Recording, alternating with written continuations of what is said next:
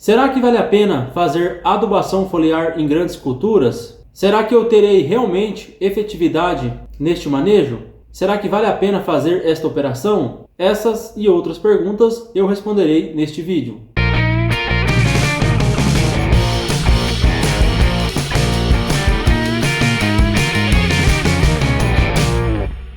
É claro que é válido e é claro que precisamos realizar aplicações de fertilizantes foliar em grandes culturas se você deseja alcançar altas produtividades. Devemos sempre adicionar nutrientes via adubação foliar porque devemos lembrar do pH do solo. Nas grandes culturas de altas produtividades, praticamente todo ano nós fazemos o processo de calagem, que é a adição de calcário no solo. Com a adição do calcário no solo, nós aumentamos o pH e nesse processo aumentamos a disponibilidade principalmente dos macronutrientes. Aqui nesse gráfico nós temos o fósforo e também diminuímos a disponibilidade de micronutrientes. Então aqui nós temos o ferro, cobre, manganês, zinco, cobalto e níquel. Então devemos sempre adicionar esses micronutrientes via adubação foliar, sendo de grande importância para todas as culturas. No entanto, existem 5 fatores importantes que você deve saber antes de recomendar ou fazer uma aplicação foliar contendo macro e micronutrientes. E hoje neste vídeo eu falarei sobre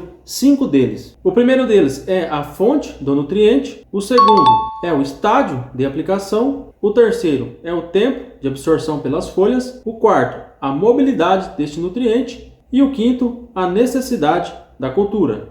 Falarei sobre cada um deles de forma isolada. Fonte dos nutrientes. O que nós precisamos saber? Os fertilizantes foliares compostos por sulfato, cloreto, nitrato, EDTA, aminoácido e fosfito, eles oferecem nutrientes de forma prontamente disponível para a absorção foliar, pois são fontes altamente solúveis. No entanto, os fertilizantes foliares compostos por óxido e carbamato entregam nutrientes lentamente, pois são de baixa solubilidade. Percebam que eu coloquei até em vermelho aqui essas duas fontes de nutrientes. Então, aconselho que vocês já tirem um print dessa tela para que vocês guardem e sempre que forem fazer uma aplicação foliar, vocês façam essa análise antes do fertilizante. Mas, Jones, como que eu faço para saber quais fontes que compõem o fertilizante foliar que eu vou realizar uma aplicação? Nós vamos encontrar essas fontes na bula do produto, na seguinte forma. Na tela nós temos o exemplo da bula de um produto de um fertilizante foliar. Esse fertilizante foliar ele é composto por 7 nutrientes, são 2 macronutrientes e 5 micronutrientes. Aqui na composição, na seta vermelha, nós temos matérias-primas. Este produto é composto por ureia, ácido bórico, sulfato de cobre,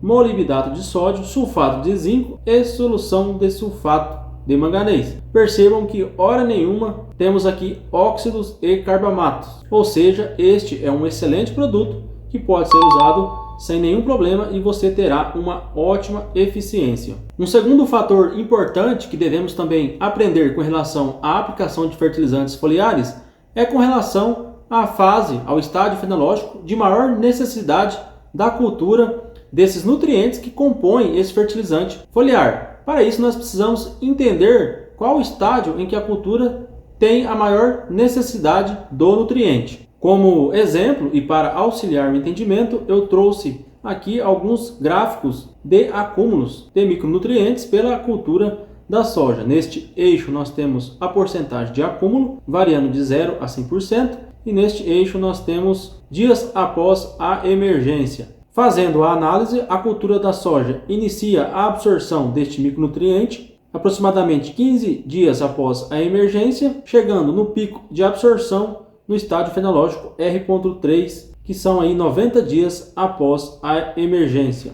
Aqui nós temos o gráfico do micronutriente manganês, onde a cultura da soja inicia o acúmulo deste micronutriente aproximadamente 35 dias após a emergência e também chega no pico de absorção no estágio fenológico R.3. Também trouxe o gráfico do elemento zinco, que é bem parecido com o acúmulo do manganês, assim como do cobre. De modo geral, os micronutrientes na cultura da soja são requeridos em maior quantidade no estágio fenológico reprodutivo. Então devemos entrar com a aplicação destes elementos durante este estágio. Podemos também parcelar a aplicação dos micronutrientes durante todo o estágio reprodutivo da cultura. O terceiro fator importante que também devemos saber é com relação ao tempo de absorção foliar pelas plantas de cada nutriente. É importante sabermos que esse tempo pode variar de meia hora até 20 dias. Recomendo que vocês também printem essa tela para que vocês salvem as informações. Aqui nessa tabela nós temos o nutriente, tempo de absorção 100%. Então no caso do elemento nitrogênio, de meia a 2 horas é o tempo de absorção foliar. Já no caso do fósforo, de 5 a 10 dias. No caso do potássio, de 10 a 24 horas. E assim sucessivamente. No caso dos micronutrientes, temos aqui micronutrientes que têm uma absorção rápida, como por exemplo o manganês, que é de 1 a 2 dias, mas temos no caso do molibdênio, que varia de 10 a 20 dias esse tempo de absorção. No caso, se você esteja fazendo uma aplicação foliar cuja o fertilizante tenha na sua constituição o molibdênio, saiba que para que você tenha 100% da absorção, teria, teoricamente, que ficar de 10 a 20 dias sem chuvas para que você tenha 100% da efetividade desse produto via absorção folha.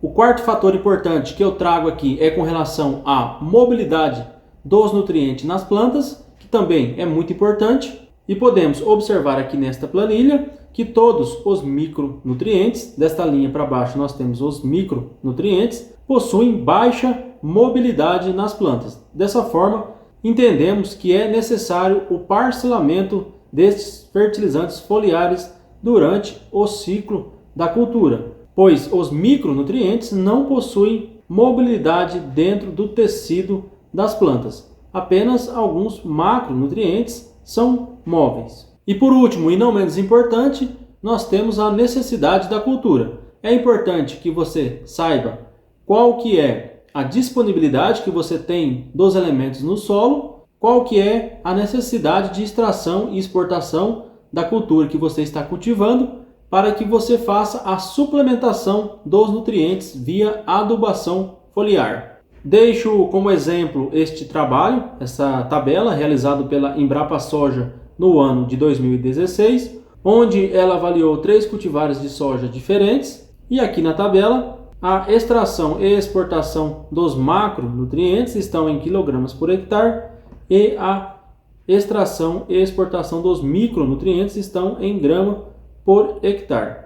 Aqui nós temos a produtividade de cada cultivar e é importante para nós essas informações, para que nós sabemos qual que é a extração e exportação de cada elemento da cultura.